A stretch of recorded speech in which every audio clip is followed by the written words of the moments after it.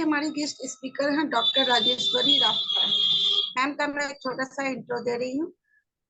एक बहुमुखी व्यक्तित्व के साथ डॉक्टर राजेश्वरी राफ्ता के पास है MUHS नासिक द्वारा अनुमोदित प्रिंसिपल, अस्पताल प्रशासक, प्रोफेसर HOD एनाटॉमी के रूप में व्यापक अनुभव है। उनकी विशेषज्ञता में होम्योपैथिक परामर्श, शैक्षणिक प्रबंधन परामर्श, अस्पताल प्रशासन, शिक्षण प्रशिक्षण और अस्पतालों की आंतरिक लेखा परीक्षा शामिल है।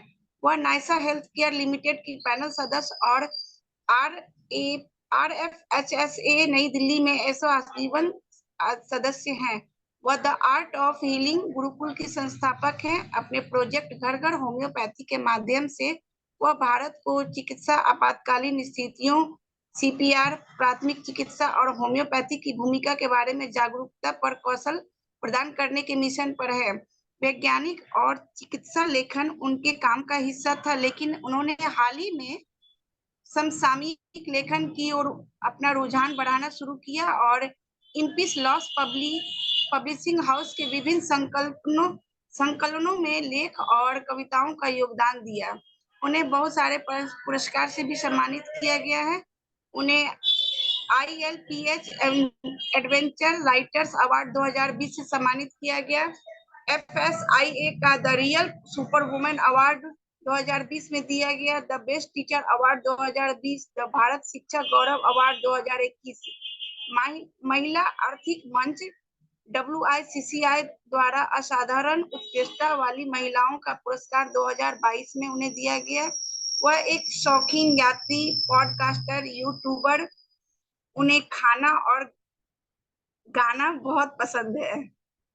मैम, आपका IFPH मंच पे बहुत बहुत स्वागत है। आपका आज का विषय है होम्योपैथिक अनुसंधान, अतीत, वर्तमान और भविष्य। Over to you ma'am. Welcome to you on IFPH platform. बहुत बहुत धन्यवाद आदरणीय अध्यक्ष जी, सन्मयक जी और सदस्यगण। इस IFPH मंच पर बोलने का मौका देने के लिए मैं बहुत बहुत आभारी हूँ। आज का विषय, जैसे आप सब जानते हैं, होम्योपैथिक अनुसंधान, अतीत, वर्तमान और भविष्य। ऐसे कहा गया है कि अतीत से सीखे लेकिन वही न रहे। अगर वही रह जाएंगे तो विकसित होना बहुत मुश्किल होगा, है ना।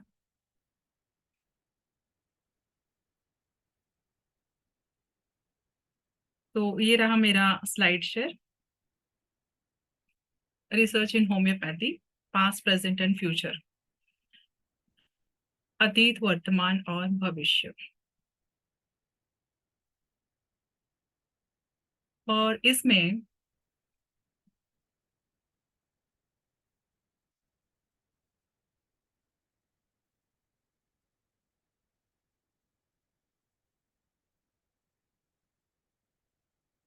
यहाँ पर कुछ आलोचनाएं भी होंगी, तो क्रिटिसिज्म को कंस्ट्रक्टिवली लीजिएगा, क्योंकि जब हम क्रिटिसिज्म को कंस्ट्रक्टिवली ले पाएंगे तभी हम जाके प्रोग्रेस कर पाएंगे, है ना।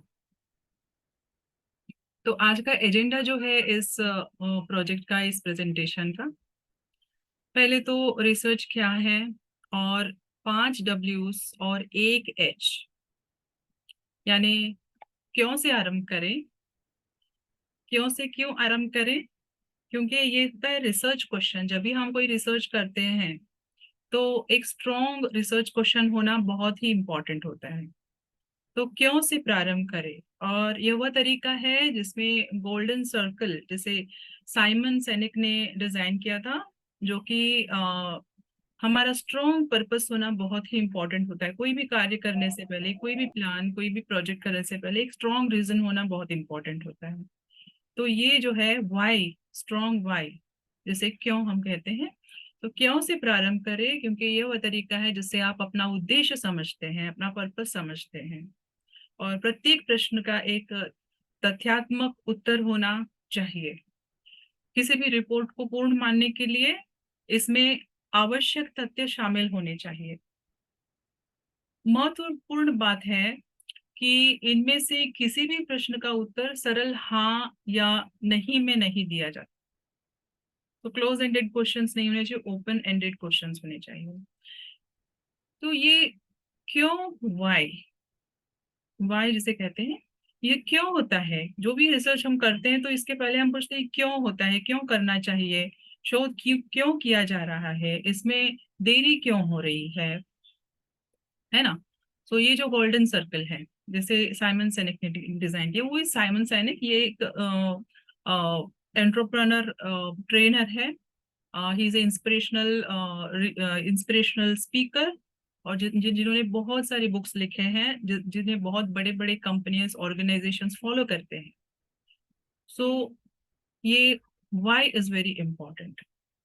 सो इसके पहले हम पूछते हैं शोध क्यों किया जा रहा है, इसमें देरी क्यों हो रही है, ये परिणाम शोध प्रश्न के साथ तालमेल में क्यों नहीं है, और हमारे सहकर्मी समीक्षक शोध परिणामों से संतुष्ट क्यों नहीं है। ऐसा क्यों है कि हम यह साबित करने में सक्षम नहीं है कि होम्योपैथी प्लासिबो से कुछ अधिक है, लेकिन प्लासिबो नहीं है। हम यहाँ तक पहुंचे हैं कि हम ये बता पा रहे हैं साइंटिफिक रिसर्च के थ्रू कि प्लासिबो नहीं है, लेकिन प्लासिबो क्यों नहीं है ये भी हमको प्रूव करना है। That is the strong question. अनुसंधान एवं विकास में धन को बड़े पैमाने पर उपयोग क्यों नहीं किया जाता, ये भी एक स्ट्रॉन्ग क्वेश्चन है। नाउ मार्केटिंग में एक केपीआई करके एक इंडिकेटर होता है, जिसे की परफॉर्मेंस इंडिकेटर कहते हैं। सो की परफॉर्मेंस इंडिकेटर, जब मार्केटिंग सेल्स जब ज्यादा होते हैं तो लोग कहते हैं कि हमारा मार्केटिंग बहुत हो रहा है, केपीआई बहुत ही स्ट्रांग है। लेकिन क्यों हो रहा है किसी को पता नहीं होता, लेकिन एक कॉन्फिडेंस बढ़ जाता है, झूठा आत्मविश्वास की भावना हो जाती है। उसी तरह कहीं होम्योपैथी में भी हो रहा है, होम्योपैथिक रिसर्च में हो रहा है, होम्योपैथिक डॉक्टर्स में हो रहा है। क्यों हो रहा है, हम जानते हैं कि पेशेंट्स बहुत बढ़ रहे हैं, बहुत सारे लोग होम्योपैथी अपना रहे हैं, लेकिन क्यों अपना रहे हैं, होम्योपैथी किस तरह से काम कर रहा है, ये अब तक हम प्रूव नहीं कर पाए। हमारे वीकनेसेस जो है वो एक्सेप्ट करना बहुत इंपॉर्टेंट है, और झूठी कॉन्फिडेंस में रहना भी बहुत खतरा होता है आगे जाकर। तो हमारे पास आत्मविश्वास की झूठी भावना बन रही है, ऐसा मुझे लगता है। इसके बाद एक क्वेश्चन आता है क्या, कैसे और क्यों। क्या यानी व्हाट, कैसे यानी how we are doing it, क्यों दैट इज व्हाई अगेन।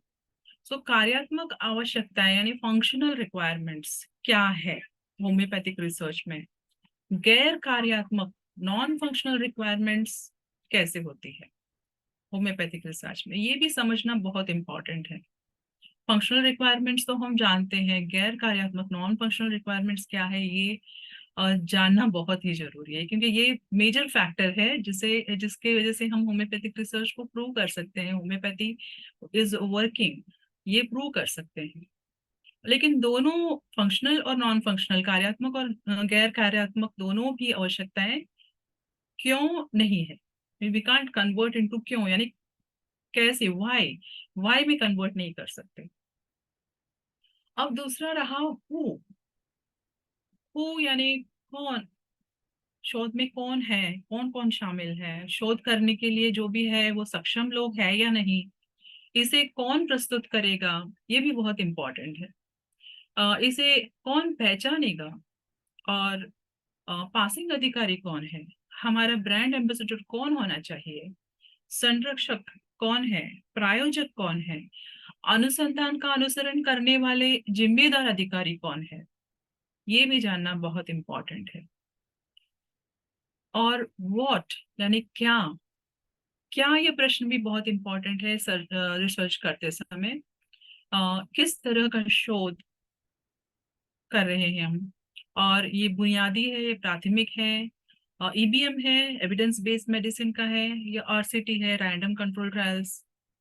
शोध योजना क्या होनी चाहिए, और रिसर्च में आगे जाकर हम क्या करने वाले हैं, क्या होगा, और क्या होगा अगर किंतु जो प्रश्न है वो भी, यानी बहुत सारे ऑब्स्टिकल्स भी होते हैं, तो ये ऑब्स्टिकल्स जानना भी बहुत इंपॉर्टेंट है। इस रिसर्च में उपकरण क्या यूज कर रहे हैं हम लोग, औजार क्या यूज कर रहे हैं, रॉ मटेरियल कच्चा माल क्या यूज कर रहे हैं, परिणाम क्या हो सकता है आगे जाकर, नतीजा क्या हो सकता है, ये भी बहुत महत्वपूर्ण है। खामियां क्या है इस रिसर्च में, और भविष्य में बेहतरी के लिए क्या किया जा सकता है। और एक बड़ा मेजर फैक्टर है मास मीडिया।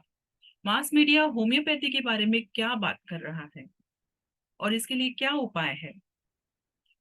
फिर बाद में आता है व्हेन भी जानना बहुत इम्पोर्टेंट है, क्योंकि ये रिसर्च कब से शुरू हुआ और कब खत्म हुआ और इसका प्रोग्रेस क्या है, और ये कब शुरू होगा, पूरा कब होगा, और पीरियड, टाइम पीरियड बहुत इंपॉर्टेंट है, कहाँ कब से शुरू हो रहा है और कब खत्म होगा, और कब प्रस्तुत किया जाएगा, ये भी बहुत इंपॉर्टेंट है। फिर बाद में आता है वेयर, पांचवा डब्ल्यू, यह कहाँ से शुरू हुआ, कहाँ ले जाएगा, क्या इसे प्रस्तुत कहाँ किया जाएगा, और हमारे यहाँ शोध की कहाँ कमी है, फंड्स कहाँ है, अनुसंधान की सरकारी निर्देशिका कहाँ पर है, क्या सभी को पता है इसके बारे में, और इंटरनेशनल रिसर्च आर्चिव्स कहाँ पर है, क्या इसकी सहकर्मी समीक्षा की गई है, यानी इंटरनेशनल रिव्यूज हो रहे हैं हमारे रिसर्च पर, और किसके द्वारा हो रहे हैं, हमारे सहकर्मी द्वारा हो रहे हैं या ओपोनेंट्स द्वारा हो रहा है, क्या यह होम्योपैथी को सिद्ध करने के लिए पर्याप्त है। ये सब रहा वेयर। इसके बाद आता है हाउ। हाउ, कैसे, ये कैसे काम करता है, कि जो फंड्स, जो धन मिल रहा है, इसका उपयोग कैसे किया जा रहा है, शोध की गुणवत्ता कैसी थी, शोध परिणाम की समीक्षा कैसे की गई, हम अधिकारियों और अपने सहयोगियों के साथ कैसा व्यवहार कर रहे हैं, हमारी शोध नैतिकता कैसी है, जो मेडिकल एथिक्स है, हमारे जो रिसर्च एथिक्स है, ये कैसे हैं। ये सब बहुत ही महत्वपूर्ण है। सो ये सब क्वेश्चंस, ये प्रश्न पूछना बहुत ही महत्वपूर्ण है। अब यहाँ पर आपको दिखाई दे रहा है इस छवि, एक छवि है यहाँ पर स्पैगेटी कोड, जहाँ पर एक व्यक्ति है पूरा एक झमेला बना हुआ है जिसमें से कुछ समझ नहीं आ रहा है, और दूसरा व्यक्ति है उसको सुलझाने की कोशिश कर रहा है। तो ये जो है स्पैगेटी कोड, ये प्रोग्रामिंग लैंग्वेज में ये जो वर्ड यूज किया जाता है, जहाँ पर बहुत गुंतागुंत को सुलझाने की कोशिश की जाती है। तो अब होम्योपैथी में भी कुछ ऐसा हो रहा है, आप सभी जानते हैं, है ना। तो इतने सारे मेथड्स और थिंग्स फॉलो हो रहे हैं होम्योपैथी में, और एक स्ट्रक्चरल ऑर्गेनाइजेशन नहीं हो पा रहा है। तो एक स्ट्रक्चरल ऑर्गेनाइजेशन होना बहुत ही इंपॉर्टेंट है। सो स्पेगेटी कोड की तरह होम्योपैथी को न बनाएं। स्पेगेटी कोड ये किसी भी स्रोत कोड के लिए इस्तेमाल किए जाने वाला सामान्य शब्द है, जिसे समझना मुश्किल है क्योंकि इसकी कोई परिभाषित संरचना नहीं होती है। तो इस शब्द का प्रयोग प्रोग्रामिंग भाषा में किया जाता है। सो हमको समझना चाहिए कि होम्योपैथी को एक ऑर्गेनाइज्ड साइंस की तरह से हमको एस्टैब्लिश करना है। और विज्ञान में हम सभी जानते हैं भावनाएं काम नहीं करती, यहाँ पर हमें प्रैक्टिकल होना पड़ता है ना। हमें चाणक्य के सिद्धांतों का प्रयोग भी करना चाहिए। रिसर्च को, होम्योपैथी को अगर हमें प्रूव करना है कि it is a science, it is a scientific method and it works, ये प्रूव करने के लिए हमको हर एक तरह से प्रयोग करना चाहिए। सो इस तीसरी दुनिया को सबूतों और प्रमाणों का आवश्यकता होती है, और यहाँ किसी न किसी तरह से प्रदान करना चाहिए हमें, और जो लोग समझते हैं उनको तो इशारा ही काफी है ना। अब हम जाते हैं यहाँ पर पास्ट, जहाँ पर पास्ट में सीखा जाना चाहिए, जो भी सीखते हैं पास्ट से सीखते हैं हम लोग। लेकिन क्या हमें पास्ट में रहना ये उचित है? नहीं, है ना। कांस्टेंट चेंज इज कांस्टेंट कहा जाता है, हमें चेंज होना है।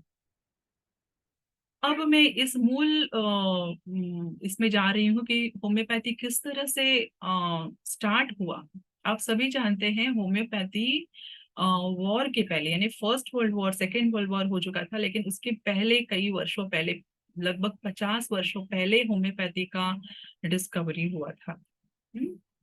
और ये रहा, वर्ल्ड वॉर फर्स्ट हुआ था 1914 में, 1914 से 1918 तक चलता रहा। उसके बाद वर्ल्ड वॉर टू हुआ 1939 और 1945 में। आप सब पूछेंगे कि वर्ल्ड वॉर, विश्व युद्ध से हमारा क्या संबंध है ना? रिसर्च का क्या संबंध है? बहुत गहरा संबंध है।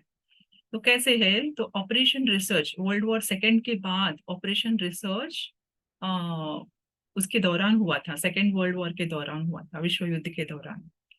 तो इसके बाद चिकित्सीय परीक्षण और चिकित्सा अनुसंधान का पुनर्गठन हुआ, यानी क्लिनिकल ट्रायल्स और मेडिकल रिसर्च का रीऑर्गेनाइजेशन। तो वर्ल्ड वॉर के पहले जो modern science, modern clinical medicine जो कहते हैं आज हम लोग, वर्ल्ड वॉर फर्स्ट के पहले कुछ भी नहीं था। जैसे डॉक्टर हैनेमन कहते थे, लीचिंग और ऐसे पद्धतियां यूज किया जाता था उस टाइम। लेकिन वर्ल्ड वॉर टू के बाद एक रेवोल्यूशन हुआ और धीरे धीरे जो एलोपैथी नाम डॉक्टर हैनेमन ने कॉइन किया था, वो मॉडर्न साइंस में इवॉल्व होने लगा।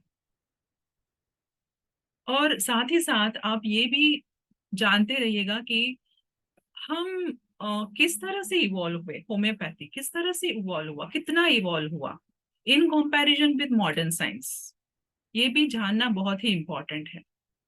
सो वर्ल्ड वॉर टू के बाद cavity magnetron, electronic numerical integrator and computer, that is ENIAC, that is एक फर्स्ट जनरेशन का कंप्यूटर इन्वेंट हुआ। ब्लड ट्रांसफ्यूजन इन्वेंट हुए, स्किन ग्राफ्ट्स इन्वेंट हुए और ट्रॉमा ट्रीटमेंट इन्वेंट हुआ, पेनिसिलिन भी इन्वेंट हुआ। ये सब वर्ल्ड वॉर सेकेंड के बाद ये सब इन्वेंशंस हुए। होम्योपैथी में क्या हुआ, कैसा रिसर्च हुआ, हमको जरा सा अंदर पूछना चाहिए, कैसे हुआ, क्या हुआ। जो पहले मैंने बताए थे, 5 वाइव्स एंड 1 एच, ये सब क्वेश्चंस हमको पूछना चाहिए। वर्ल्ड वॉर सेकेंड के टाइम में एक हॉलोकॉस्ट हुआ था, that is also called as Nazi नरसंहार। और नाजी नरसंहार के दौरान भी बहुत सारे एक्सपेरिमेंट्स, मेडिकल एक्सपेरिमेंट्स हुए थे। सो ऑलमोस्ट 15,750 प्रलेखित पीड़ितों के साथ मानव प्रयोग अक्सर अनुमान से कई अधिक व्यापक थे उस समय।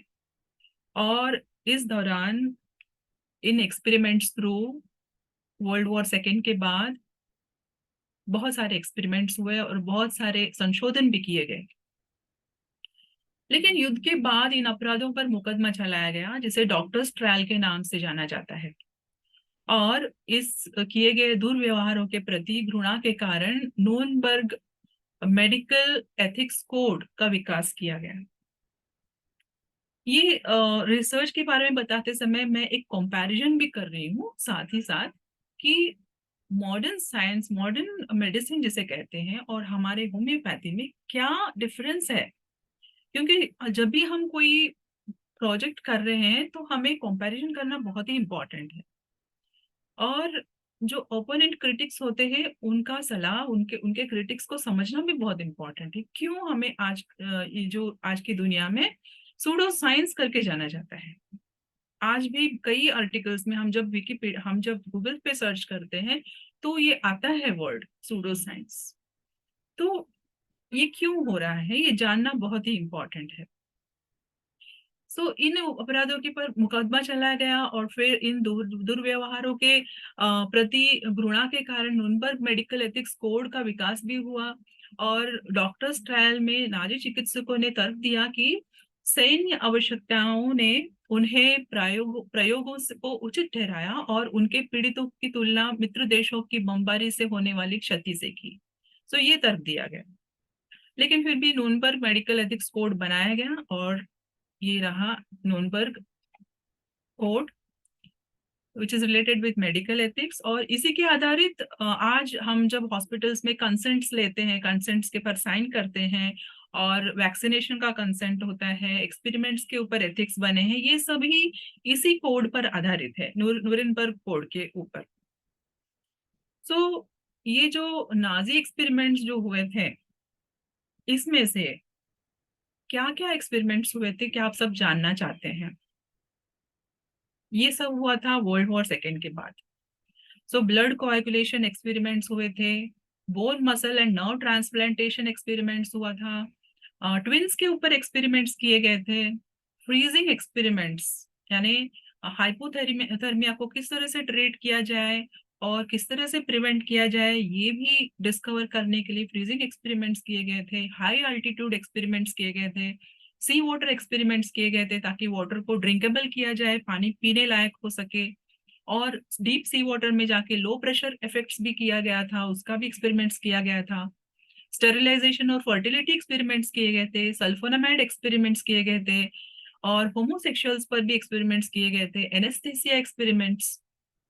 सो इतने सारे एक्सपेरिमेंट्स हुए थे। इसी टाइम में पेनिसिलिन भी डिस्कवर हुआ था। एंटीबायोटिक्स बहुत सारे फर्स्ट जनरेशन एंटीबायोटिक्स उसी दौरान डिस्कवर हुए थे, लोगों ने साइंटिस्ट ने डिस्कवर किया। सो इसके जवाब में डॉक्टर्स ट्रायल में अमेरिकन मेडिकल एसोसिएशन के प्रतिनिधियों ने लियो अलेक्जेंडर और एंड्रयू कॉनवे, इन्होंने परमिसिबल मेडिकल एक्सपेरिमेंट नामक 10 सूत्रीय ज्ञापन मसौदा तैयार किया, उसे ही कहते हैं न्यूरेमबर्ग कोड। और इस न्यूरेमबर्ग कोड के पर आधारित है आज का जो कई हॉस्पिटल में और हम जो कंसेंट फॉर्म्स और मेडिकल एथिक्स, रिसर्च के लिए मेडिकल एथिक्स होते हैं, रिसर्च एथिक्स, ये सब इसी पर आधारित है। अब आते हैं Lord Francis bacon. Francis bacon को आप सभी ने सुना होगा। फ्रांसिस बैकन ये कौन है, क्या आप जानते हैं इनको? चैट में डालिएगा अगर आप जानते होंगे तो।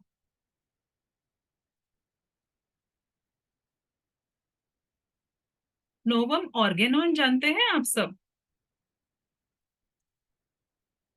नोवम ऑर्गेनॉन जानते हैं?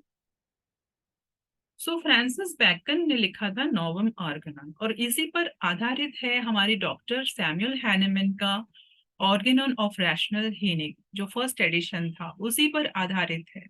और जो एफोरिज्म्स मोड जो ऑर्गेनन में सम्मिलित किया गया था, वो एफोरिज्म्स मोड इसी पर आधारित है। और नोवम ऑर्गेनॉन एक इंडक्टिव फिलॉसफी और इंडक्टिव रीजनिंग पे आधारित है। और यही जो लॉर्ड बैकन है, इन्होंने ही इंडक्टिव रीजनिंग को फॉर्मुलेट किया था। और इसी पर आधारित विलियम हार्वे जो ब्लड सर्कुलेशन को डिस्कवर किया था, उन्होंने इसी पर रिसर्च, इसी रीजनिंग पर, इंडक्टिव रीजनिंग पे रिसर्च करके इन्होंने डिस्कवर किया था। फ्रांसिस बैकन का जन्म हुआ 1561 में इंग्लैंड में। और फ्रांसिस बैकन का Novum Organon, new Organon, also called as the new tools, नया उपकरण, है ना, इसका मतलब ये होता है। इसमें फर्स्ट एफोरिज्म में लिखा गया है कि मनुष्य प्रकृति का सेवक और व्याख्याकार होने के नाते उतना ही कर सकता है और समझ सकता है जितना उसने प्रकृति की व्यवस्था के बारे में वास्तव में या विचार में देखा है। इससे परे वह न तो कुछ जानता है और न ही कुछ कर सकता है। इतना साइंटिफिक रीजनिंग देने के बाद, इंडक्टिव रीजनिंग देने के पहले फर्स्ट एफोरिज्म में ही उन्होंने लिखा है। इंग्लिश में एक प्रोवर्ब है, एक सेइंग है कि whatever the mind knows the eyes sees. Imagination का इतना फार ये है कि जितना माइंड सोच सकता है उतना हम देख सकते हैं, जितना माइंड जानता है उतना हम रिसर्च भी कर सकते हैं। So homeopathy is not beyond research. We can do research and that we can prove that homeopathy works. तो उस समय जब लॉर्ड बैटन ने ये नोवम ऑर्गेनॉन लिखा था, उस समय फार्माकोलॉजी को मटेरिया मेडिका कहा जाता था, है ना। आज का जो फार्माकोलॉजी है, उस समय मटेरिया मेडिका, उस समय फार्माकोलॉजी ऐसा कोई सब्जेक्ट नहीं था, ऐसा कोई ये नहीं था, मटेरिया मेडिका ही था, उसी में सब कुछ होता था। सो मटेरिया मेडिका दवाओं और दवा की तैयारी और उपयोग का अध्ययन था, और दोनों विश्व युद्धों के विनाशकारी पैमाने ने नई चिकित्सा तकनीकों के विकास और उपयोग की मांग की, जिससे रक्त आधान त्वचा graft, that is skin graft, आघात उपचार दैट इज ट्रॉमा, इन सभी पर बहुत ही नए नए पद्धतियां निकली और बहुत सारा रिसर्च हुआ और एक्सपेरिमेंट सक्सेसफुल भी हुए। उसके बाद न्यू ऑर्गेनॉन का एक ग्रंथ या पद्धतिगत प्रदर्शन के रूप में नहीं, बल्कि सूत्रों की दैट इज एफोरिज्म्स के श्रृंखला के रूप में प्रस्तुत किया गया और उसी को डॉक्टर हैनेमन ने फॉलो किया। यानी हम सब जानते हैं doctor Hahnemann was immensely inspired by Lord Bacon and his research methodology that is inductive reasoning। यानी इंडक्टिव रीजनिंग से बहुत ही प्रभावित थे और उसी पर आधारित उन्होंने ऑर्गेनन ऑफ रैशनल हीलिंग लिखा। पहला एडिशन उन्होंने शुरुआत की और वैसे लिखते लिखते वो 6th एडिशन तक पहुंचे। अब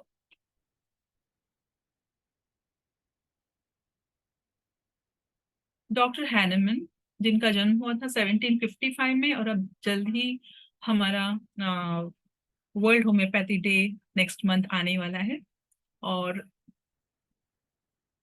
यहाँ पर डॉक्टर हैनेमन ये बहुत ही प्रभावित थे लॉर्ड बैकन से और उसी पर उन्होंने इंडक्टिव रीजनिंग के आधारित ऑर्गेनॉन ऑफ मेडिसिन लिखा।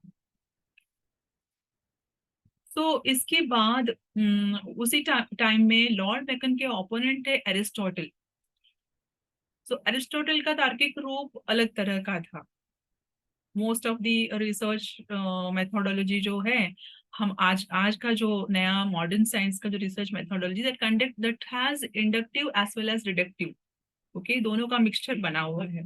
ओके, तो ये होना भी जरूरी है क्योंकि पीपल जब रिसर्च करते हैं तो उनको इंडक्टिव रीजनिंग पर प्रूव नहीं कर पा रहे हैं, इसीलिए उन्होंने डिडक्टिव रीजनिंग का भी सहारा ले लिया और इसके लिए रिसर्च टूल्स बनाए और स्टैटिस्टिकल फॉर्मूलाज बनाए ताकि वो कंफर्म कर सके कि हम जो कर रहे हैं रिसर्च क्वेश्चन जो है उसे कंफर्म करने के लिए ये टूल्स सब अपनाए हैं।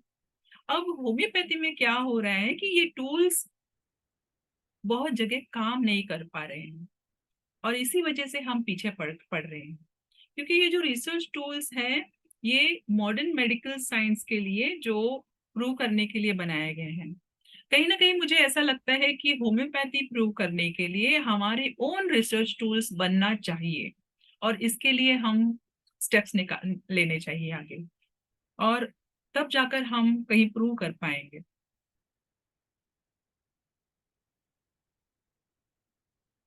अब वर्तमान में क्या हो रहा है? The point of power is always in the present moment. काल करे सो आज कर, आज करे सो अब कर, है ना, ऐसा कहा गया है। सो हम कल को तो बदल नहीं सकते, लेकिन आज हम कुछ कर सकते हैं। सो present power, point of power is always in the present moment. जो भी करना है आज करना है, अब करना है। सो इसी के लिए अब एपिस्टेमोलॉजिस्ट, जो कि ज्ञान को किस तरह से उपलब्ध किया जाता है, किस तरह से कलेक्ट कर सकते हैं, गैदर कर सकते हैं, उन्हें एपिस्टेमोलॉजी कहते हैं या ज्ञान मीमांसावादी कहते हैं। तो ये ज्ञान मीमांसावादियों ने बहुत सारे फैक्टर्स फाइंड किए हैं जिसकी वजह से हम नॉलेज का उत्पादन कर सकते हैं, कलेक्ट कर सकते हैं।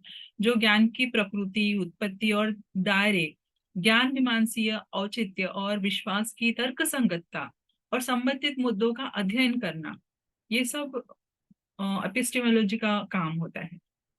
सो यहाँ पर knowledge through instinct, knowledge through expert और नॉलेज थ्रू रीजनिंग, और ये 4 रीजनिंग एस्पेक्ट्स होते हैं जिसके वजह से हम कोई भी नॉलेज गैदर करते हैं उसी के ऊपर हम रिसर्च क्वेश्चंस भी फॉर्मुलेट करते हैं। और रहा अभी एंटी साइंस और सूडो साइंस। सूडो साइंस भी एक तरह का ज्ञान ही है। सूडो साइंस यानी इसका डेफिनेशन दिया हुआ है, सूडो साइंस को मिस्टिसिज्म भी कहते हैं। Mysticism is a religious ideology और it is studied by academics rather extensively and is characterized by religious ecstasis। ऐसा कहा जाता है कि जो स्पिरिचुअल और इंटरनल अवेयरनेस है ये मिस्टिसिज्म से अराइज कर सकते हैं। और एंटी साइंस क्या होता है? एंटी साइंस होता है ऑथोरिटेरियनिज्म। ऑथोरिटेरियनिज्म यानी कोई भी पावर, गवर्नमेंट पावर हो या कोई अधिकारी का पावर हो, जिसकी वजह से पॉलिटिकल हो या कोई भी चेंजेस हो आर्म फोर्स का, जिसकी वजह से प्रभावित होता है, साइकोलॉजी प्रभावित हो सकती है या नॉलेज, लोगों का नॉलेज प्रभावित हो सकता है, that is called as authoritarianism. So intuition, reasoning, authority और एम्पिरिज्म, ये 4 प्रकार होते हैं नॉलेज गेन और गैदर करने के लिए। सो यहाँ पर 2 चीज है वो बहुत ही हानिकारक होता है।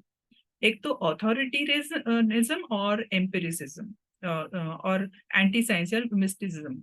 ओके, सो ये कैसे, इससे सबसे ज्यादा जो हानिकारक है वो एंटी साइंस, जो लोग जबरदस्ती यानी ज्ञान का लोडिंग कर देते हैं और हमें मानना ही पड़ता है कि ये सही है। तो ये हुक और क्रूक किसी तरह से लोगों के दिमाग में डाल दिया जाता है कि ये आपके लिए सही है और हमें मानना पड़ता है। इसे कहते हैं एंटी साइंस। तो आप सबको इशारा काफी है एंटी साइंस क्या है और सूडो साइंस क्या है। ज्ञान मीमांसावादियों ने ये तर्क सब दिया है। नो, तर्कवाद और अनुभववाद, व्यावहारिकता और संशयवाद वैज्ञानिक पद्धति के दायरे में हो सकते हैं, जबकि अधिनायकवाद और रहस्यवाद स्पष्ट रूप से छद्म विज्ञान है और विज्ञान विरोधी है, ऐसा कहा गया है। और सबसे ज्यादा अधिनायकवाद ज्यादा विरोधी है। रहस्यवाद तो कहीं ना कहीं हम प्रूव कर सकते हैं, उसे किसी न किसी तरह से बाहर निकाल सकते हैं। विज्ञान की विशेषता व्यवस्थित अवलोकन और प्रयोग, आगमनात्मक और निगमनात्मक तर्क और परिकल्पनाओं और सिद्धांतों का निर्माण और परीक्षण है। और इन्हें कैसे किया जाता है इसका विवरण काफी भिन्न हो सकता है, लेकिन ये विशेषताएं वैज्ञानिक गतिविधि का गैर विज्ञान से अलग करने के लिए पर्याप्त है। तो इस तरह से हम डिफरेंशिएट कर सकते हैं और साइंटिफिकली हम अपना सकते हैं जो नॉलेज वैल्यूएबल। अब ये रहा डिडक्टिव रीजनिंग और इंडक्टिव रीजनिंग। डिडक्टिव रीजनिंग जो कि थियोरी फॉर्मुलेट ऑलरेडी हो चुका है, हाइपोथेसिस बनाया है, ऑब्जर्वेशन करते हैं और फिर उसे कंफर्म करते हैं। ओके, ये डिडक्टिव रीजनिंग बहुत सारे साइंटिफिक एक्सपेरिमेंट्स में यही किया जाता है। ओके, इंडक्टिव रीजनिंग में ऑब्जर्वेशन, पैटर्न को समझना, फिर टेंटेटिव हाइपोथेसिस डेवलप करना और थियोरेटिकल करना। इंडक्टिव रीजनिंग बहुत सालों से, बहुत ही दशकों से आता रहा है। जितने भी पूर्व के साइंटिस्ट हैं, विलियम हार्वी कहो या आइंस्टीन कहो, ये इन सभी ने इंडक्टिव रीजनिंग फॉलो किया और बहुत सारे डिस्कवरीज, इन्वेंशंस किए हैं। और अब डिडक्टिव रीजनिंग है, इवोल्यूशन होते होते लोगों को प्रूव करना, साइंटिफिक जो हम कहते हैं साइंटिफिक प्रूविंग, इसके लिए डिडक्टिव रीजनिंग का अपनाना पड़ा। और वो सभी चीजें किसी टूल्स लेकर, यानी स्टैटिस्टिक्स टूल्स लेकर या अलग अलग तरह के टूल्स लेकर उसको प्रूव करने में लगे हैं और किसी न किसी तरह से प्रूव करते हैं, ताकि, लेकिन इसमें बहुत सारे एरर्स भी होते हैं और एरर्स को कहीं ना कहीं दबाया जाता है और किसी न किसी से प्रूव कर पैटेंट्स बनाए जाते हैं या मार्केट में लाया जाता है प्रोडक्ट। ये रहा medical research. Medical research primary और सेकेंडरी 2 प्रकार के होते हैं। प्राइमरी में बेसिक रिसर्च होता है, क्लिनिकल ट्रायल्स होते हैं और एपिडेमियोलॉजिकल ट्रायल्स होते हैं।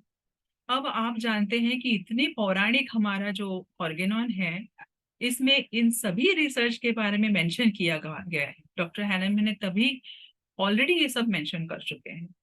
और ये जो डेफिनेशन है, ये जो चार्ट्स बने हैं, ये सब अब रिसेंटली बने हैं। तो basic research, clinical trials, epidemiological trials and secondary research में रिव्यू और मेटा एनालिसिस, ये सब बनता है मेडिकल रिसर्च। और इसमें थियोरेटिकल, अप्लाइड, एक्सपेरिमेंटल, ऑब्जर्वेशनल, ये सभी सब कैटेगरीज में आते हैं। ये प्राइमरी मेडिकल रिसर्च रहा, और प्राइमरी मेडिकल रिसर्च में लैबोरेटरी, क्लिनिकल और एपिडेमियोलॉजिकल, इसके नीचे नीचे जो है ये सब कैटेगरीज है। इसमें अप्लाइड होता है, इंटरवेंशनल होता है, और एनिमल स्टडीज होते हैं, क्लिनिकल स्टडीज होते हैं, फील्ड ग्रुप स्टडीज होते हैं, biochemistry, cell studies, genomics, pharmacogenetics, theoretical, method developments, or observational studies like just like therapy studies or prognostic studies, diagnostic studies, case reports. Then epidemiological में observationals के नीचे cohort studies आते हैं, case control studies आते हैं, cross sectional और ecological studies. अभी इतने सारे स्टडीज हैं, लेकिन होम्योपैथी में इन सब में से कौन सा स्टडीज हो रहा है, और दैट इज वेरी इंपॉर्टेंट। और क्या आपको लगता है कि जब होम्योपैथिक हम रिसर्च कर रहे हैं तो इनमें कई तरह के फैकल्टीज को इन्वॉल्व करना चाहिए और रिसर्च को आगे लेकर जाना है? ये है एविडेंस बेस्ड मेडिसिन का पिरामिड, ओके। और इसमें कॉक्रेन डेटाबेस ऑफ सिस्टमिक रिव्यूज, क्या आप सब जानते हैं कॉक्रेन डेटाबेस को के बारे में? कॉक्रेन कमिटी बनी थी जिसमें एक बहुत बड़ा आर्चीव्स है, और जिसमें सभी रिसर्च को रखा जाता है, और वहां पर सिस्टमिक रिव्यूज दिए जाते हैं, पीयर रिव्यूज भी दिए जाते हैं, और इसमें से लोगों को पता चलता है कि कौन सा साइंस वैलिड है, कौन सा रिसर्च वैलिड है, और कौन से रिसर्च में कंफर्मेशन हुए हैं, ये सब जानते हैं। So it is like a authority कि वैलिड अथॉरिटी, और बहुत सारे जो रिसर्चर्स हैं वो इस डेटाबेस को रेफर करते हैं। तो क्यों ना हम होम्योपैथिक कमिटी भी ऐसा एक बने, कॉक्रेन डेटाबेस जैसा, कि होम्योपैथिक डेटाबेस जहां पर हमारे सभी homeopathic research articles, research papers उसमें डाले जाएं, और वहां पर जो होम्योपैथिक तज्ञ हैं सभी लोग वहां पर रिसर्च प्रोवाइड, रिव्यूज प्रोवाइड करें, और उसे यानी लोगों तक पहुंचाएं। कितने लोगों तक, लोगों को पता है कि इस तरह का एक आर्शीव होता है, इस तरह का डेटाबेस होता है? यूरोपियन कंट्रीज में सामान्य मनुष्य भी जानता है कि इस तरह के रिसर्च होते हैं। कोई भी पेटेंट बाहर निकला तो उस पेटेंट के बारे में रिसर्च सर्च करने के लिए कॉक्रेन डेटाबेस में जाते हैं, और वहां पर से फाइंड करते हैं कि क्या क्या हो रहा है रिसर्च, और कहाँ तक ये वैलिड। क्या हमारे होम्योपैथी में ऐसा है कुछ? और फिर database abstracts of reviews of effectiveness, Campbell collaboration of library of systematic reviews, TRIP, ये सभी सोर्सेस है जहां पर जाकर हमें पता चलता है कौन सी चीज पर रिसर्च हो रहा है, कौन सी रिसर्च वैलिड है, कौन सी रिसर्च ठीक से नहीं हो पा रही है, किस पेटेंट और किस मेडिसिन का क्या इफेक्ट्स है, क्या एडवर्स इफेक्ट है, क्या साइड इफेक्ट्स है, कौन सी बेनिफिशियल क्वालिटीज है। और meta analysis, systematic reviews, critically appraised topics, और randomised control trials, cohort studies, case control studies, case reports, case series, background information, expert opinion, ये सभी एक पिरामिड बनते हैं एविडेंस बेस्ड मेडिसिन के। जब हम होम्योपैथी को एविडेंस बेस्ड मेडिसिन कहते हैं तो ये इस पिरामिड में कहीं फिट हो रहा है या नहीं, ये हमें जानना बहुत इंपॉर्टेंट है, और ये हमें प्रूव करना बहुत इंपॉर्टेंट है।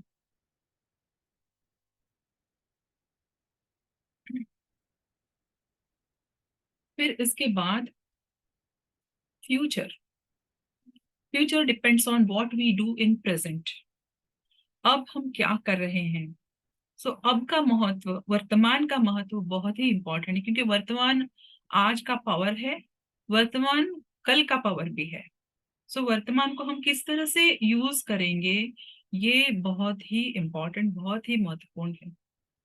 हाल ही में जॉर्ज विटलकॉस, आप जानते हैं इनको, अंतरराष्ट्रीय स्तर पर प्रशंसित होम्योपैथ को वैकल्पिक नोबेल पुरस्कार से सम्मानित किया गया था, और इनके उत्कृष्ट योगदान के लिए राइट लाइवलीहुड अवार्ड होम्योपैथिक ज्ञान के पुनरुद्धार के लिए यूके बिक्री उपचारों की संख्या में हर साल लगभग 20% की वृद्धि होती है, इसलिए उनको सम्मानित किया गया था।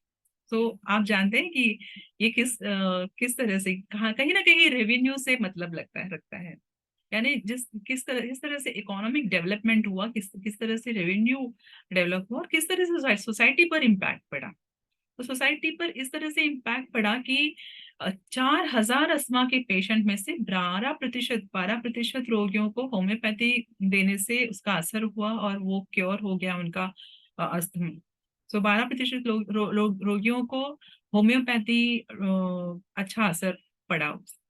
और कोक्रेन कमेटी ने भी सहयोग किया इसमें, और होम्योपैथिक परीक्षणों में मेटा विश्लेषण, मेटा एनालिसिस भी हुआ।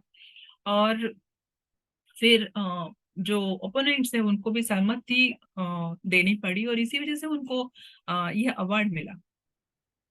तो हमारी तरफ से भी, हर एक होम्योपैथ की तरफ से ये कोशिश होनी चाहिए कि ये किसी न किसी तरह से अंतरराष्ट्रीय स्तर पर जाना चाहिए, और इसे हमें प्रूव करना चाहिए कि किस तरह से होम्योपैथिक औषधियाँ काम कर रही हैं और किस तरह से रेवेन्यू बढ़ रहा है और किस तरह से सोसाइटी के हेल्थ पर इम्पैक्ट हो रहा है।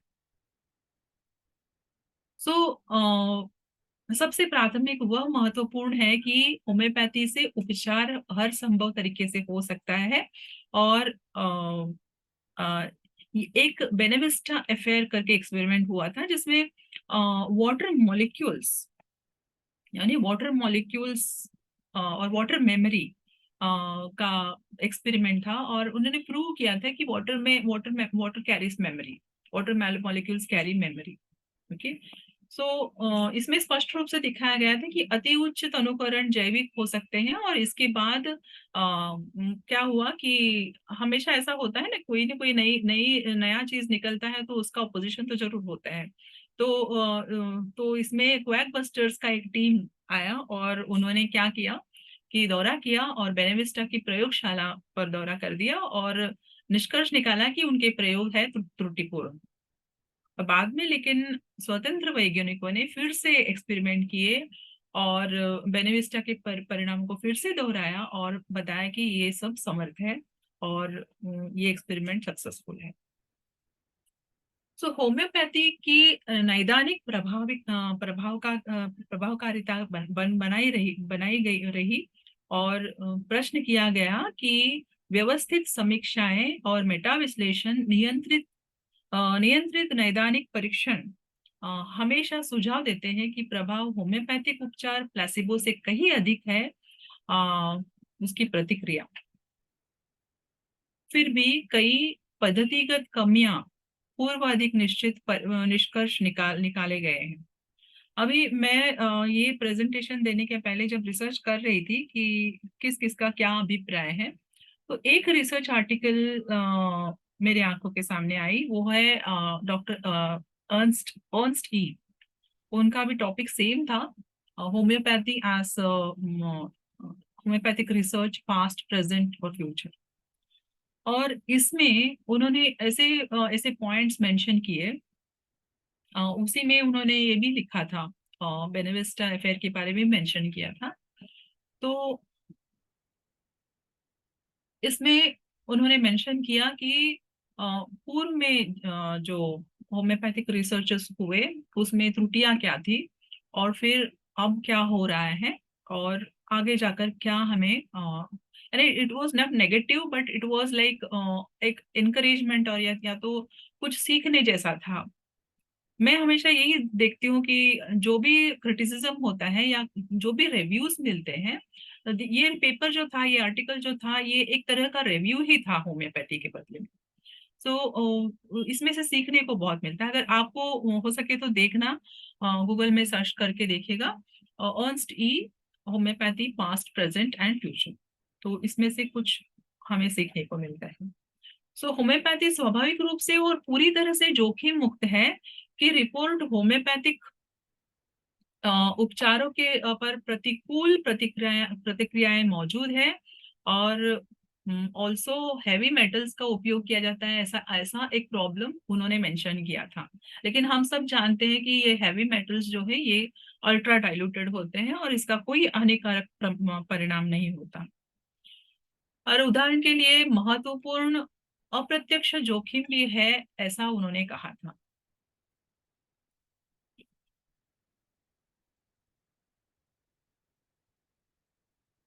अब विचारधारा के एकीकृत विद्यालय के रूप में अस्तित्व नहीं है होम्योपैथी का। ऐसा उन्होंने मेंशन किया कि जितने होम्योपैथी है उतने ही होम्योपैथ है, यानी इतने बाइफर्केशंस हो गए हैं होम्योपैथी में। हम मानते हैं डॉक्टर हैनेमन ने जो ऑर्गेना लिखा, जो प्रिंसिपल्स लिखे, उसी प्रिंसिपल्स के आधारित है, लेकिन फिर भी the school of thoughts are differing no. बहुत सारे स्कूल ऑफ थॉट्स है। कोई इनको मेंटर मानता है तो कोई उनको मेंटर मानता है, कोई उनके थॉट्स के ऊपर फॉलो करते हैं होम्योपैथी, कोई इनके इस पर फॉलो करते हैं होम्योपैथी। तो स्कूल ऑफ थॉट्स जो है वो बहुत सारे हो चुके हैं। ये उन्होंने उसमें मेंशन किया था कि विचारधारा की एकीकृत विद्यालय नहीं है। सो हमें कोशिश करनी चाहिए कि हम सब यूनिटी हो जाए और एक कॉमन सिलेबस बनाए जो कि रिसर्च के आधार पर भी बना रहे और कुछ कर सके हम। अगर इतने सारे स्कूल्स ऑफ थॉट्स बन जाएंगे तो रिसर्च करना भी मुश्किल हो जाएगा। सो होम्योपैथी का भविष्य जो है वो बहुत सुनहरा है। The future depends on what we do in present, क्योंकि हम प्रेजेंटली बहुत रिसर्च कर रहे हैं, बहुत ही हार्ड वर्क कर रहे हैं, और इतने सारे पेशेंट्स, तो second world's largest medical field बोलते हैं होम्योपैथी को। तो लेकिन ऐसा कई मुद्दे हैं जो हस्तक्षेप भी करते हैं। तो यहाँ पर अल्ट्रा डाइल्यूटेड होम्योपैथिक दवाएं नैनो कणों के समान गुण प्रदर्शित करती हैं। यह एक नैनो मेडिसिन है, इस पर भी रिसर्च किया जा रहा है। आईआईटी पॉवे में डॉक्टर जयेश बिल्लारी जो है, इन्होंने नैनो मेडिसिन, नैनो पार्टिकल्स के ऊपर होम्योपैथी मेडिसिन को रिसर्च किया है। और लेकिन इस रिसर्च का क्या अंत हुआ क्या पता नहीं, और कहाँ तक पहुंचा है ये भी कोई किसी को पता नहीं।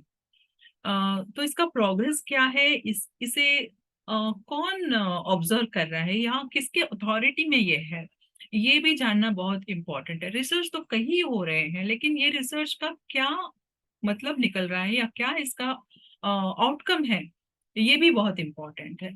तो यहाँ पर ऑल्सो ये कहते हैं कि इतने सारे रिसर्च करने के बजाय 2 या 3 रिसर्च करो और उसी में प्रूव करो कि होम्योपैथिक मेडिसिन वर्क। सो अल्ट्रा डाइल्यूटेड होम्योपैथिक दवाएं नैनो कणों के समान गुण प्रदर्शित करते हैं, जैसे जीन अभिव्यक्ति, विद्युत चुंबकीय, यांत्रिक, ऑप्टिकल, थर्मल, रासायनिक, जैविक और क्वांटम गुण, जिससे बढ़ी हुई जैव उपलब्धता, बढ़ी हुई प्रतिक्रियाशीलता और सोखने की क्षमता होती है, और जिसके परिणाम स्वरूप हॉर्मेसिस में अनुकूल परिवर्तन होते हैं। तो ये सब प्रूव हो रहे हैं रिसर्च में।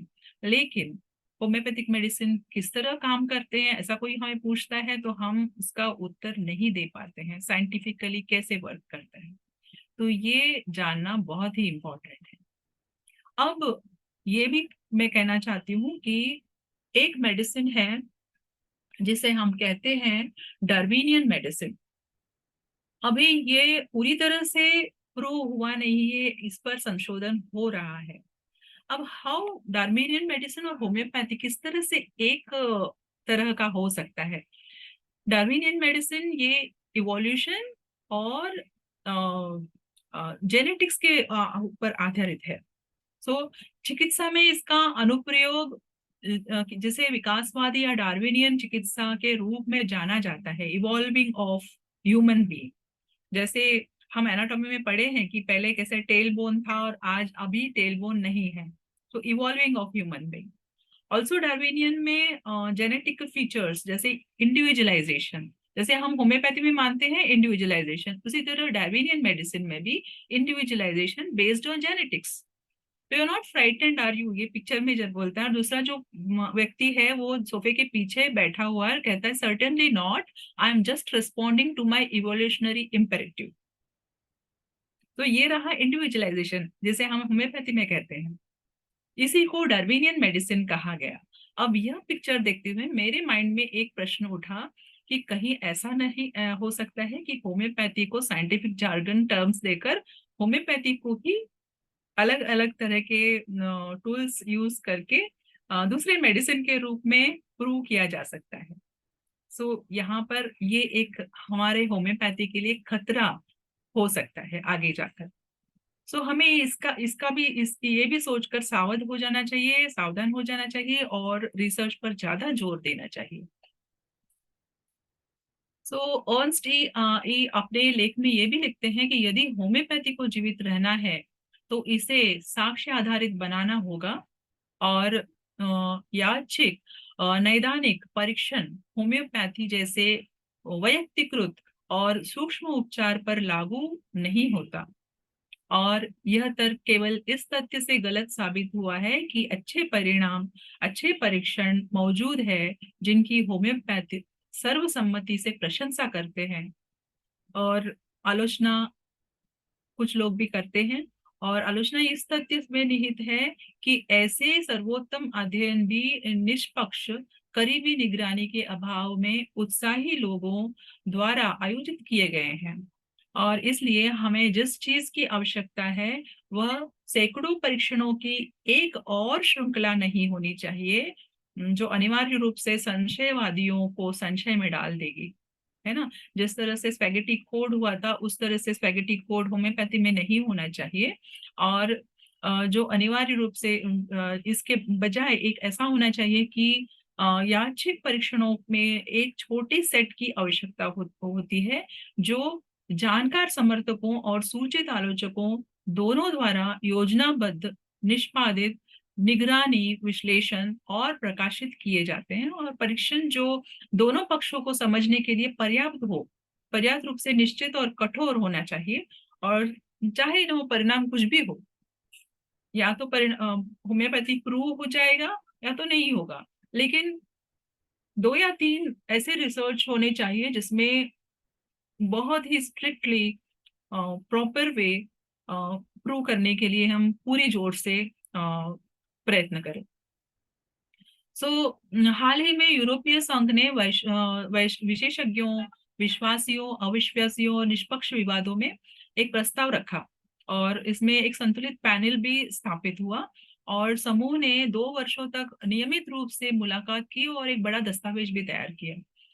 यह किसी भी तरह से भ्रम का प्रयोग नहीं करता है यह पैनल, और सभी समस्याओं का समाधान करते समय वास्तव में यह उत्तर देने की तुलना में अधिक प्रश्न पूछा जाता है, लेकिन यह बहानों से मुक्त होकर मुद्दों को आगे बढ़ाने के लिए एक ईमानदार प्रयास का प्रतिनिधित्व भी करता है।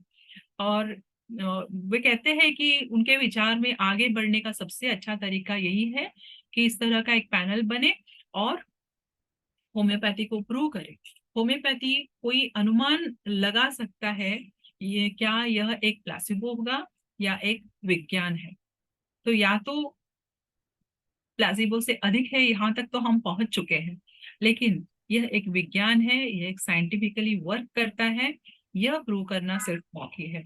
तो हमें inductive as well as deductive reasoning को लेकर हमको यह प्रूव करना बहुत ही महत्वपूर्ण है। सो 200 वर्ष के तर्क और प्रतितर्क पर्याप्त से अधिक है, हम सब मानते हैं। अभी पास्ट में क्या हुआ था और हम कहाँ तक पहुंचे और मॉडर्न साइंस जो कि एलोपैथी था वो मॉडर्न साइंस किस तरह से बन गया, तो हमारा एक कंपटीशन है और किसी भी प्रगति के लिए कंपटीशन होना तो जरूरी है और हम इस कंपटीशन को कंस्ट्रक्टिवली ले और इसे हम होम्योपैथी को आगे बढ़ाएं। क्या होम्योपैथी चिकित्सीय रूप से प्लेसिबो की तुलना से अधिक प्रभावी है? इसका निर्णायक रूप से उत्तर देने की आवश्यकता बहुत है। हमें अभी और 2 या 300 गैर निश्चित अध्ययनों की आवश्यकता नहीं है, बल्कि जांचकर्ताओं की एक संतुलित टीम द्वारा आयोजित और देखरेख में 2 या 3 ठोस पद्धतिगत रूप से कठोर परीक्षणों की आवश्यकता है। क्या आप सब भी मेरे से सम्मित है, ये मैं जानना चाहती हूँ। मुझे लगता है कि अब हम लोग को यस सर, टाइम अप है। हमारे पास only 5 मिनट्स बचे हैं। हाँ जी, हो गया। लास्ट है ये स्लाइड। ये रहा फ्रांसिस बैकन का टाइटल पेज नोवम ऑर्गेनॉन, जिसमें ये छवि जो है ये दिखाती है कि ये जो शिप है ये 2 हरक्यूलियन टावर्स है और इसके बीच से गुजर रही है। एक ये ओशन ऑफ नॉलेज है portion of knowledge from the old to the new. तो इससे इंस्पायर होके हमें ये करना चाहिए कि ओल्ड से हमको न्यू में जाना है. Passage from old world to new world. हाँ, थैंक यू राजेश्वरी जी, आपने बहुत अच्छा से इसको डिटेल्स बताया. मैं चाहूंगा कि आप इसको लेकर के एक अंग्रेजी सेशन में भी हमारे आ जाइए. मैं अंग्रेजी सेशन के लिए अपडेट आप अगर दे दे तो अभी नहीं, मैं आपसे बात कर लूंगा. आप इसको जरूर प्रेजेंट करें क्योंकि बहुत अच्छा टॉपिक आपने प्रेजेंट किया है और पास्ट, प्रेजेंट एंड फ्यूचर तीनों का जो सिनेरियो आपने प्रेजेंट किया है ये सबके लिए जरूरी है और होम्योपैथी को बचाने के लिए भी ये चैलेंजिंग भी है. तो हम लोग के अंदर में आपने सबसे बड़ी बात जो कही वो यूनिफॉर्मिटी की बात करी, यानी कि अभी जो डिफरेंट स्कूल ऑफ होम्योपैथी है उसको यूनिफाई करने की जरूरत है. अदरवाइज की होम्योपैथी जो है तो इसका एक अलग स्वरूप दिखाई पड़ेगा. यूनिफाइड अप्रोच होना चाहिए और मैं आप समझता हूँ कि आपके सभी को का ध्यान सही होगा. तो मैं इसके साथ में डॉक्टर राम प्रवेश जी कुछ सुनने के लिए बताने के लिए तैयार है. कुछ बोलिए राम प्रवेश जी. सर सभी को प्रणाम और खास करके डॉक्टर राजेश्वरी मैडम को बहुत बहुत प्रणाम, कांग्रेचुलेशन. ये ऐसा चीज आज बताए हैं टूल के माध्यम से. वास्तविकता में होम्योपैथी को आगे बढ़ाना है तो हमको इस तरह का काम करना होगा. हम पूरा एग्री हैं आपसे, जो है पूरा समर्थन है कि पास्ट, प्रेजेंट एंड फ्यूचर यही मेरा होम्योपैथिक का भविष्य है. हम टूल के माध्यम से समझाए, बहुत अच्छा लगा हमको और जो है इसी सब के अगले जो है धन्यवाद सर. से आपको निवेदन करूंगा आप भी कुछ इस पर अपना डॉक्टर कल्याण स्वरूप जी. डॉक्टर कल्याण स्वरूप अनम्यूट योरसेल्फ सर. अपने आप को आवाज आ रही है? Yes sir. हाँ सर, डॉक्टर राजेश्वरी जी के बातों से हम पूरी तरह सहमत हैं, मगर हमारे होम्योपैथिक साइंस के साथ एक बहुत बड़ी प्रॉब्लम है. प्रॉब्लम ये क्या है कि हमारे जितने भी बड़े बड़े महान डॉक्टर हैं, चाहे वो जिस क्षेत्र में भी हमारे हो, जिस स्टेट में भी हो, अपनी डफली अपनी राग अपना रहे हैं. हेनीमैन के जो कहे हुए सिद्धांतों को जब तक वो आ करके एक सिद्धांत पर नहीं चलेंगे तब तक राजेश्वरी जो बात कर रही है वो संभव नहीं है कि हो पाएगा. हमको एक सिद्धांत पर आना पड़ेगा. हम हेनीमैन के फॉलोवर बनेंगे, हम अगर प्रिंसिपल को अपनाएंगे तभी उनकी बातों को सहमत हो जाएगा लोग और उनकी बातों पर चल करके होम्योपैथ आगे बढ़ेगा. अन्यथा एक पद पर नहीं आने के बाद, एक प्रिंसिपल पर नहीं आने के बाद सभी लोग अपने अपने तरीके से होम्योपैथ करते रहेंगे तो हम समझते हैं कि होम्योपैथ की आगे बढ़ने की संभावना कम हो जाएगी. चलिए बहुत बहुत धन्यवाद. बहुत अच्छा. आपकी बात से समय हो चुका है. दीपमाला जी, वोट ऑफ थैंक्स और सेशन को क्लोज कीजिए. Yes thank you very much ma'am. आपने बहुत ही खूबसूरती से इसे बताया और बिल्कुल सही बोला कि होम्योपैथी को फ्यूचर में आगे और भी डेवलप करने के लिए हमें रिसर्च पे जरूर काम करना चाहिए और हम जो भी प्रैक्टिस करें उसे साइंटिफिकली जरूर प्रेजेंट करें. और एक बात आपने बहुत सही बोला कि हमें हमारा होम्योपैथी का भविष्य बहुत ही सुनहरा है. So thank you once again ma'am.